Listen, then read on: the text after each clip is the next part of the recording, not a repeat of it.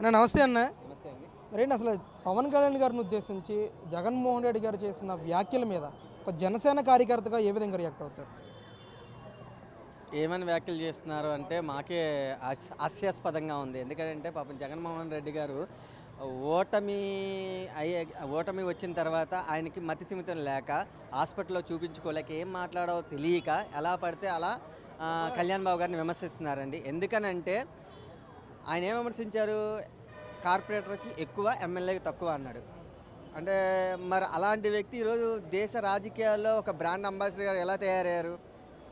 రెండోది, part time పొలిటీషియన్స్గా కూడా పనికిరాడు అన్న పాయింట్ కూడా గత ప్రభుత్వంలో వైసీపీ వాళ్ళు మమ్మల్ని అన్నారు. ఈరోజు ఆ పార్ట్ టైం పాలిటిక్స్ చేసిన వ్యక్తే దేశ రాజకీయాల్లో పక్క రాష్ట్రాలకు కూడా ఒక బ్రాండ్ అంబాసిడర్ వెళ్ళి ప్రచారం చేసే స్టేజ్కి వెళ్ళినది పవన్ కళ్యాణ్ గారు.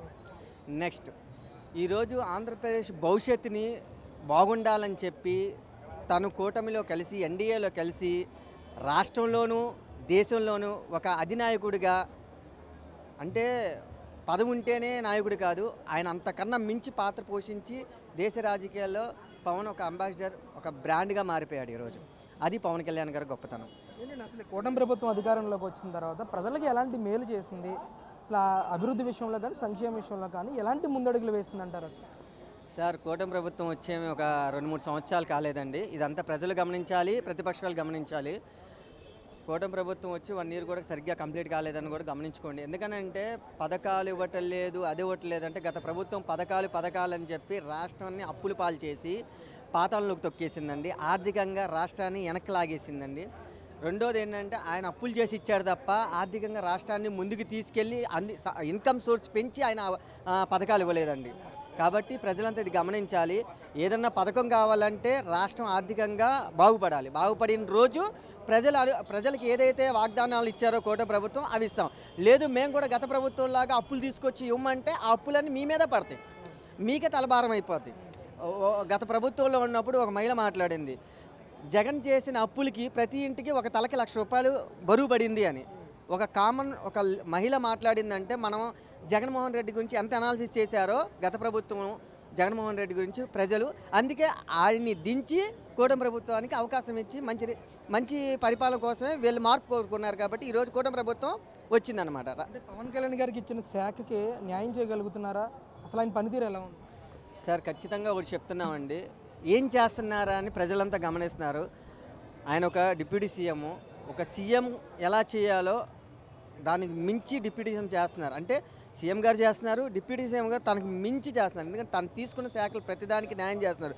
తాను ఏదైతే చెప్పారో ప్రజలకు, ఏదైతే ఎలక్షన్ల ముందు పర్యటన చేసినప్పుడు మాట ఇచ్చారో అవి 1 by 1 నెరవేర్చుకుంటూ వస్తున్నారని ఇది ప్రజలు గమనించాలి.